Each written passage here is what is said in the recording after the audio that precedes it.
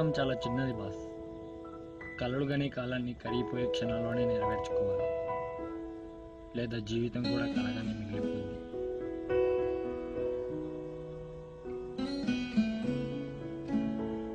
నేను BTech complete చేసి 2 సంవత్సరాలు అయింది. నేను కంప్లీట్ చేసిన కాలేజ్ అదే.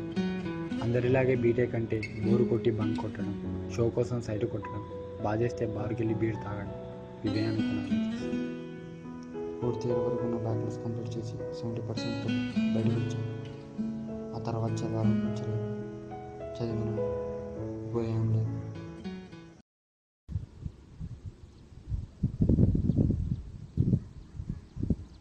నలభై ఇంటర్వ్యూస్కి వెళ్ళాను, నలుగురు కూడా దేకలేదు.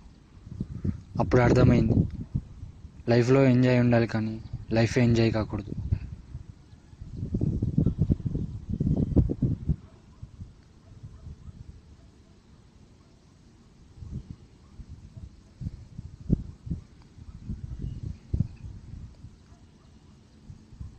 అందుకే ఈ కొండ మీదకి వచ్చాను బాస్.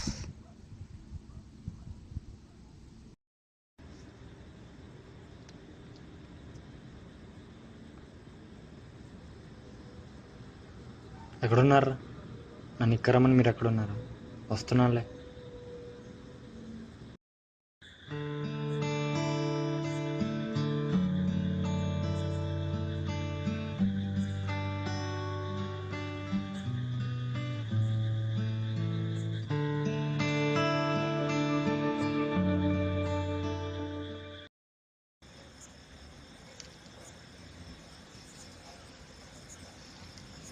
హే బ్రో, వాట్సాప్. అబ్బో,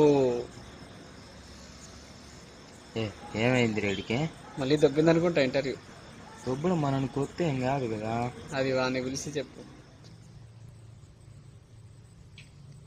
ఏరా మావా, నెక్స్ట్ జన్మలో ఎలా పుట్టాలనుకుంటున్నారా నువ్వు? ఉన్నదాన్ని మూడు ఊరు వెళ్ళి లేనిదాన్ని మూడాడంట, అలా ఉంది. నువ్వు అనుకుని ఉంటావారా? నువ్వు చెప్పు. అరే మావా, నెక్స్ట్ జన్మలో కుక్కలా పుట్టడం బెటర్ రా. చదువు ఉండదు, లవ్ ఉండదు, పెళ్ళి ఉండదు, వీటిలాగా ఇంటర్వ్యూస్ కూడా ఉండవు. ఏదో తెలియని హ్యాపీ రా. అంత హ్యాపీ ఏముందిరా? ఏమోరా, తెలియని వైబ్రేషన్స్. ముందెళ్ళి నేను ఫోన్ వైబ్రేషన్ చూడరా. ఓ సారీ మావా. హలో, నెక్స్ట్ రాదు. ఈ 25 ఏళ్ళు రోజుకో గంట సీరియస్గా ఆలోచించుంటే మిగతా 60 ఏళ్ళు సిల్లిగా బతికేవాను మామ. నీ ప్రాబ్లం నాకు అర్థమైందిరా. అదవ్వాలి ఇదవ్వాలని అరటం అందరిలో ఉంటుంది, కానీ పోరాటం కొందరే చేస్తారు. పోరాటం అంటే ఏదో కత్తో కన్నా తీసుకెళ్ళమన్నా చంపేయడం కాదురా. సంకల్పం. సంకల్పం అనేది గెలుపు మీదే కాదు, చేసే పని మీద కూడా ఉండాలి. దాన్నే పోరాటం అంటారు. రియలైజేషన్స్కి ఎప్పుడు రీజన్స్ ఎత్తుకోకూడదురా, సొల్యూషన్ చూసుకోవాలి.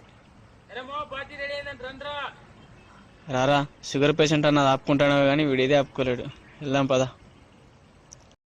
మనలో కూడా చాలామంది ఇలానే రియలైజ్ అయి ఉంటారు కదా బాస్. ప్రశ్నించే ప్రతి సమస్య వెనుక గెలిపించే ఆన్సర్ ఒకటి ఉంటుంది. దాన్ని వెతికినప్పుడు గెలుపు మన కాళ్ళ దగ్గర ఉంటుంది. ఆలోచనలకు అదుపు, చేసే పనులకు హద్దు ఉన్నంతకాలం ఎవరేం సాధించలేడు. జై హింద్.